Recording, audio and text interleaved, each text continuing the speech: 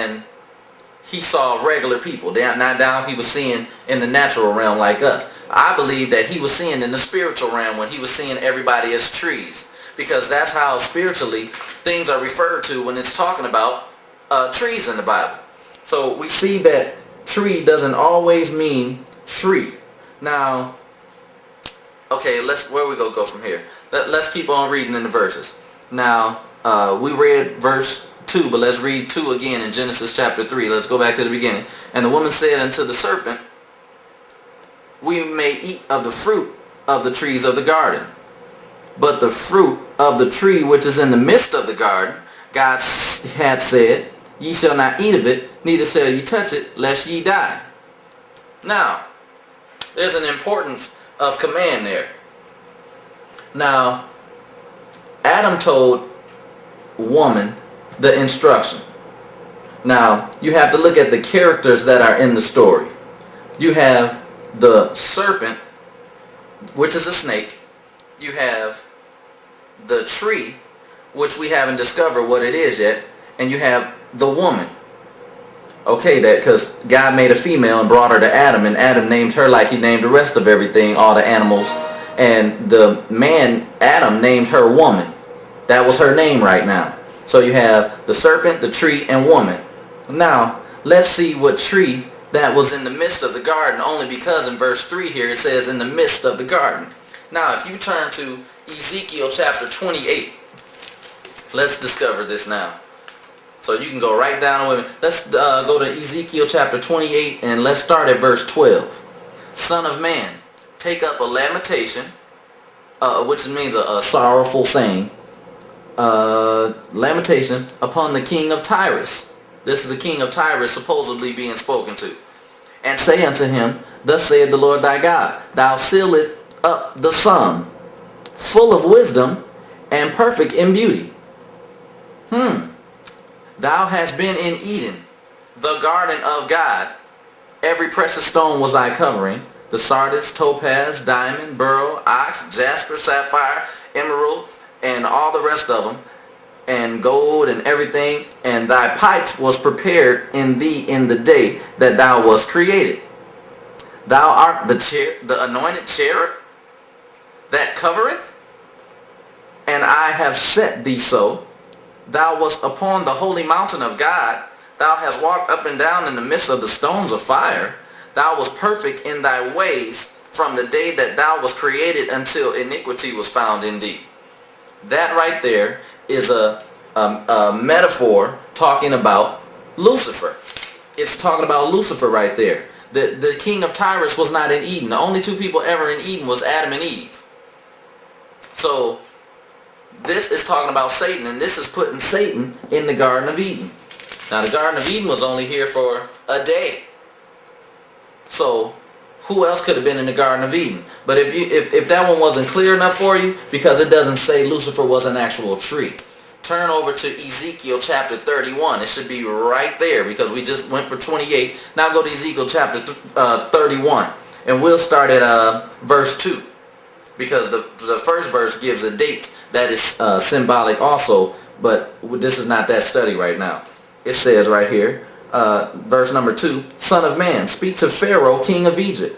This is also used as a symbolically talking about Lucifer, king of Egypt, and to his multitude, whom art like thou in thy greatness. Behold, the Assyrian was a cedar in Lebanon with fair branches, and with a shattering shroud, and of a high stature, and his top was among the thick boughs. Now, let's stop right there for a second and talk about the cedar in Lebanon. If you go to Zechariah 11, 1 and 2, it's going to tell you exactly who that cedar in Lebanon was. Let's go over to Zechariah real fast and find out who this cedar in Lebanon was. Zechariah chapter 11, verses 1 and 2. It says, open thy doors, O Lebanon, that the fire may devour thy cedars. How, fir tree, for the cedar is fallen, because the mighty are spoiled. How, O ye oaks of Bashan, for the force of the vintage is come down. Why is it talking about them as something else? And I mean, you can just keep on going and read the entire thing, and it's still going to be referring to Lucifer as the cedar tree. Just like it's going to refer to Lucifer as a tree, as an actual tree in the garden right here back in Ezekiel chapter 31. Go back to Ezekiel chapter 31. Verse 3 ties in with Zechariah, so that just helps you right there. Now we're going to go to verse 4. The waters made him great.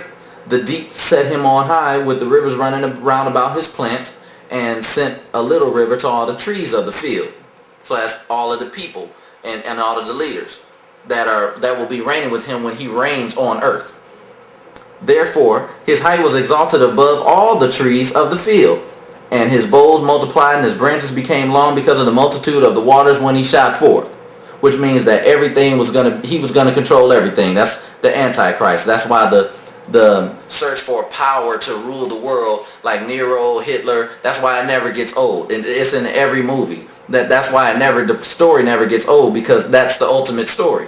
Okay, now we're going to go back to 6, Ezekiel 31 and 6. All the fowls of heaven made their nests in his boughs, and under his branches did all the beasts of the field bring their young, and under his shadow dwelt all great nations. That just means again that he's ruling everything. Everywhere a bird lands, Satan is in control of it. Thus he was fair by the greatness and the length of his branches, for his root was by many great waters. Waters also is a representation of the people. But now check this out right here. Verse 8 in Ezekiel chapter 31 says, the cedars in the garden of God could not hide him.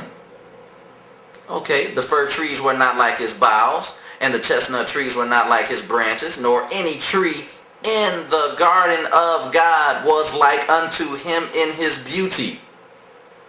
How much further, how much more do you need to know that the Satan was the tree talked about in the garden now? Satan was not a snake. He was not a snake and a tree at the same time. Lucifer was the tree in the garden that was forbidden. Now check this out, verse number 9.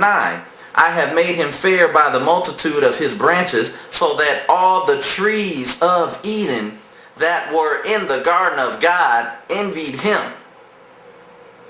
It gets no more cut, clear, precise. You can't say anything around it. If you say Lucifer was the snake from now on, you are not of God.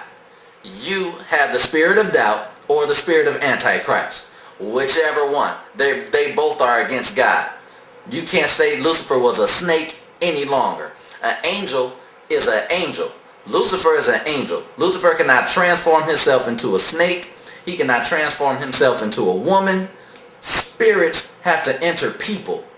Or they can enter animals, but he didn't enter no animal right now, because Jesus let the legion of demons that were in the one boy that he healed go into the pigs. So I know that they can't enter into animals. I can't say that. And then the pigs jumped off the ledge. Now, and the demons were in the man. So, but this right here talks about Satan himself specifically being the tree that was in the garden. Not anything else that was in the garden. And that's why he had the knowledge of good and evil. And that's why he was forbidden. God doesn't even want you to have a part with evil. And if they didn't find out anything new anyway when they decided to go ahead and fool around with Lucifer, because all they found out was that, okay, evil. He already said this is the tree with the knowledge of good and evil. Why even mess with it? But they were naive, because they didn't know what a lot of things were precisely. So here we go with verse number 4 back in Genesis chapter 3. Excuse me. And the serpent said to the woman, ye shall not surely die. Verse 5, for God doth know that in the day ye eat thereof, that your eyes shall be open, and ye shall be as gods, knowing good and evil. Okay, being as gods was the temptation for her. Why? Because in the chain of command, there was God, man, and then her.